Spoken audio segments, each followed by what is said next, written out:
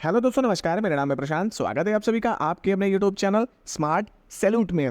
दोस्तों, एनपीएस यानी कि नेशनल पेंशन स्कीम में दो नई सुविधाएं इस 1 अक्टूबर 2023 से लागू होने वाली हैं। जो दोनों सुविधाएं हैं दोस्तों, उसमें से एक सुविधा मेरे को भी थोड़ी सही लगी। अगर हम पहले से कंपेयर करें एनपीएस में जो बेनिफिट्स थे उसको देखते हुए ये सुविधा मुझे थोड़ी सी बेटर लगी है। और आगे आगे हम इस वीडियो में ये भी डिस्कस करेंगे कि आपका जो प्रेजेंट में अभी एनपीएस के जो भी कर्मचारी अगर कोई रिटायर गया भी है 20 साल से पहले पहले, तो मार्केट में कितना परसेंट उसको मिला, मतलब उसका जो इंटरेस्ट रेट था वो उसको कितना परसेंट दिया गया है। तो ये दोनों चीज़ें इस वीडियो में आज हम डिस्कस करने वाले हैं। तो जानने के लिए, देखने के लिए बने रहिएगा वीडियो पे। चैनल पर नए हैं तो चैनल को सब्सक्राइब कर लीजिएगा, बेल आइकन भी प्रेस कर लीजिएगा ताकि मेरे आने वाली वीडियो का नोटिफिकेशन आपको टाइम से मिल जाएंगे। तो चलिए बिना देरी करते हुए वीडियो को स्टार्ट करते हैं। फिलहाल दोस्तों, एनपीएस यानी कि नेशनल पेंशन स्कीम में जो दो सुविधाएं हैं और जो एन्युटी रेट है प्रेजेंट में क्या चल रहा था उसके बारे में बताने से पहले हम एक बार एनपीएस का समझ लेते हैं कि एनपीएस आखिर है क्या चीज़ है। तो देखिए, एनपीएस और ओपीएस, पहले हमारा ओपीएस था। जो एनपीएस लागू हुआ ये 1 जनवरी 2004 से केंद्र कर्मचारियों को सभी के ऊपर अप्लाई कर दिया गया। एनपीएस में क्या होता है कि आपकी सैलरी का कुछ परसेंट आपको इसमें जमा करना पड़ता है और उतना ही सरकार भी अपनी तरफ से जमा करती है, जो कि आपको 60 साल तक पूरा का पूरा जमा करना पड़ता है। ओपीएस में ऐसा कुछ नहीं था। ओपीएस में आपको कोई भी कंट्रीब्यूट नहीं करना पड़ता था और आपको उसका पूरा जो सरकार की तरफ से ही पेंशन दी जाती थी। अब इसमें एनपीएस में आपको ऐसा कुछ जो आपका पेंशन बनेगा ऐसा कुछ फिक्स नहीं होता है। ओपीएस में फिक्स था, पहले से ही कैलकुलेट कर लिया जाता था कि जो आपकी पेंशन बनेगी वो कितनी बनेगी। लेकिन एनपीएस में इसको थोड़ा सा कैलकुलेट करना थोड़ा सा टफ हो जाता है, इसमें फॉर्मूलाज थोड़े ज़्यादा लग जाते हैं। तो फिलहाल एनपीएस को इस वजह से कॉम्प्लिकेटेड माना गया है और जो सरकारी कर्मचारी हैं उसका विरोध कर रहे हैं और लगातार ओपीएस की मांग कर रहे हैं। फिलहाल अब हम जो दो सुविधाएं हैं दोस्तों, पहले हम उसके बारे में बात कर लेते हैं। देखिए, जब कोई व्यक्ति एनपीएस में रिटायर जाता है तो सबको पता है कि उसमें 40 या 60 का एक रेशियो बनता है कि या 20 या आपका जो 80 का रेशियो बनता है। फॉर एग्जाम्पल, आपको 40 और 60 का रेशियो लेना है। तो कुछ लोग चाहे तो आप पूरा का पूरा पैसा भी इसमें ले सकते हैं, चाहे तो आप एनपीएस में आप पूरी की पूरी पैसे की पेंशन बनवा सकते हैं, चाहे तो आप 60% ले सकते हैं, 40 की पेंशन बनवाइए, या 40% लीजिए, 60 की पेंशन बनवाइए। सारे ऑप्शंस आपके ऊपर होते हैं कि आप लास्ट टाइम पे जाते समय कौन सा सेलेक्ट करते हैं।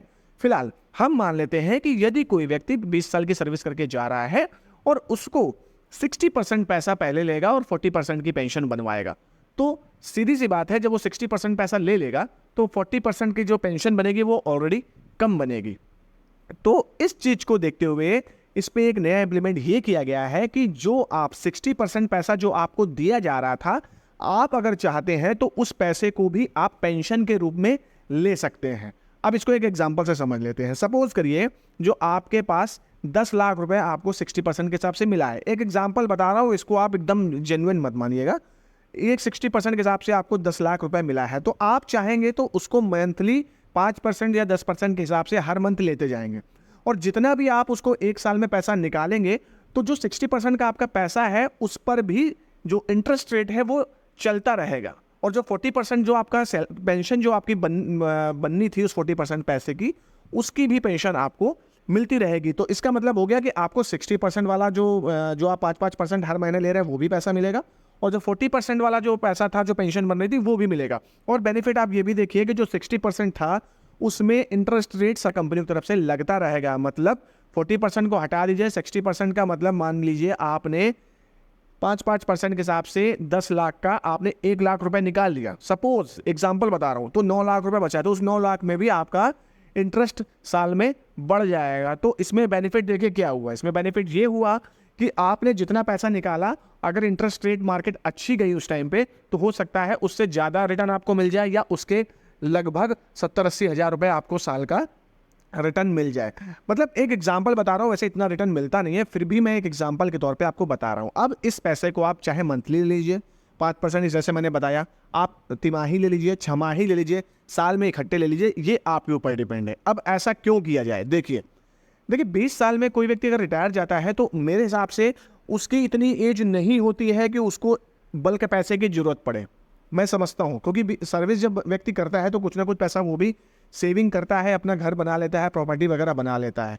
तो अगर बंदा चाहेगा तो उसको ये पैसा पेंशन के तौर पे भी जो 40% है वो भी मिलेगा, और जो 60% है इसको भी छोटा छोटा अमाउंट करके वो ले सकता है, और जब चाहेगा तब उसको वो इसमें जो उसका पैसा बचा हुआ है लास्ट में वो उसको तोड़ के अपना पूरा वापस पैसा भी ले सकता है। तो फिलहाल ये जो बेनिफिट था ये थोड़ा सही लगा मेरे को।